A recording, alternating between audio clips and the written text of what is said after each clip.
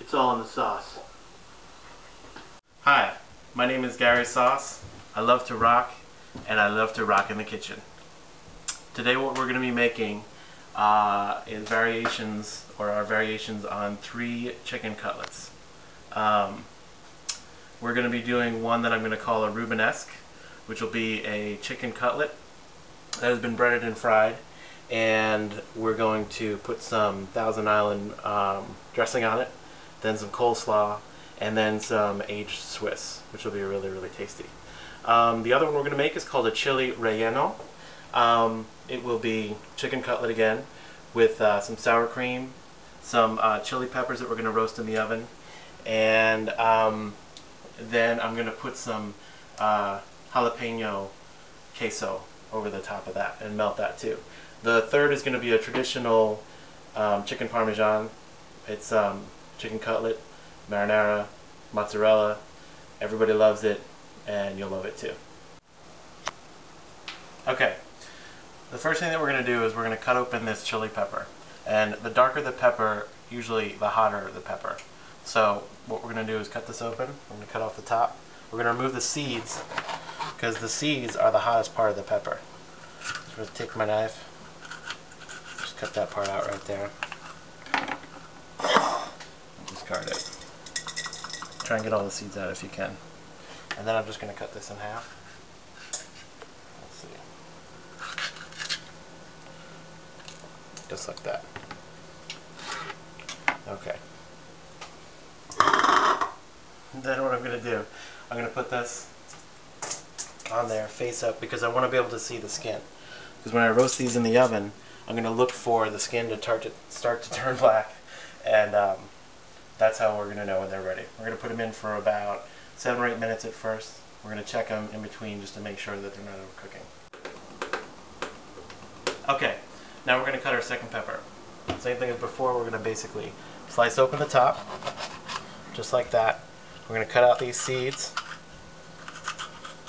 It's the hottest part of the pepper there. We're going to kind of route it around there. Dump that out there. Get the seeds all over the place. I like that, because that's fun. Then I'm just going to slice open the side of this. And continue on the other side. Don't cut yourself. That's bad. And you'll get blood on the peppers. That's not good. Okay, so these are basically ready. Put these on here. I need a chipper bag. A chipper bag? I need a pepper chip. Okay, so now we're going to take these peppers, and we've got the broiler on. We're going to stick them in the oven and set the timer for probably about 6 minutes. Oh, that's hot. It's a hot oven, so be careful. Okay. Okay, the next thing we're going to do, we're going to take some of this butter, and we're going to Paula Deen up this pan. You see that? That's right, I said Paula Deen. We're going to Paula Deen up this pan because it's butter. And the thing about butter is that it's going to start to break down at higher temperatures. We love the flavor of butter, but since it breaks down, we're going to add some olive oil, because olive oil won't break down at higher temperatures. So we'll get the lovely butter flavor. And we're going to put some EVOO. That's right, I said it. EVOO. We're going to put some of that in there. And we want to get enough in there so that when we go to put our chicken in, it's going to kind of come up the sides of the chicken. So now that we got that in there, we're setting that on medium, a little bit below medium, because we don't want it to get too hot. We don't want the whole thing to burn. We just want to get it a little bubbly. The other thing, okay, here are my chicken cutlets. Aren't they pretty? I selected the best one. I couldn't get the thin sliced chicken cutlets at my supermarket, which kind of sucks, but what you can do, it's not really a problem, you just take the thick ones and you're going to slice those in half. Just put them on the board, just like this. Put your hand on top and you're just going to take a big knife, not a small one, a big knife, and you're just going to slice it that way. So you can take a cutlet and get it to, see how thin that is? That's kind of nice. You don't want to use those big fat mama chicken cutlets that your mom used to use. That was one of the mistakes that I've heard of other moms, not mine, other moms making. So, since I just handled raw chicken, what I'm going to do is wash my hands. This is a sink.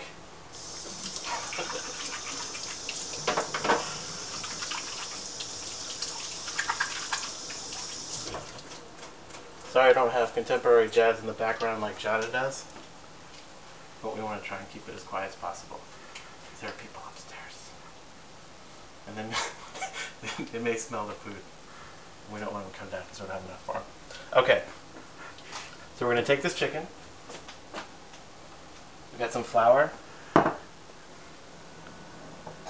some huevos, or eggs, and this is my new favorite thing. It's called panko. It's a Japanese breadcrumb. It's lighter and fluffier, not fluffy, forget that. It's lighter and crispier than your traditional breadcrumb. The thing with panko is that it's going to reflect the flavor of whatever you're putting it on. So you have to season it yourself.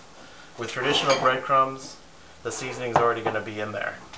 But these are delicious. So what we're going to do, we're going to put in some oregano and some basil. It's chopped up there. I'm just going to dump that in there. Then we're going to take, these are dehydrated onions, put those in there. And we're just going to kind of mix that around for a little bit.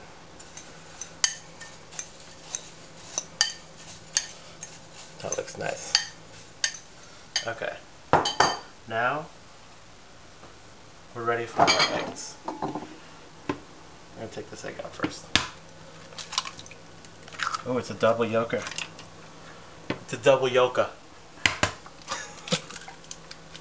Is that another double yolker? That's 2 huevos with 4 yolks. Put that in your book. Okay, so now I'm going to take this frickin' awesome whisk. I'm going to whisk the crud out of these. Crud. I said crud. It's important when you do this, you shake your body as well. That's more for the ladies. I mean, or the gents, whatever you're into. I don't know. I'm not here to judge. Alright, so what we're going to do with these cutlets, I'm going to take this fine looking cutlet here, and we're going to dip it in the flour. Try and get some of the flour on the counter so people know that you're actually cooking. They like that. Then we're going to dip it in the egg.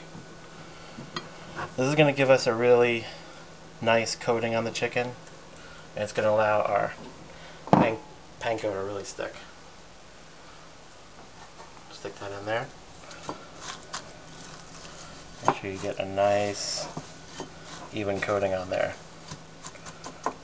Okay. Then we're going to take this one. Do the same thing basically. Get the flour all over the place. Dip it in the huevos or eggs. I'm going to take this one out, put it back on that plate. I'm going to dip this in the panko mixture that we made up.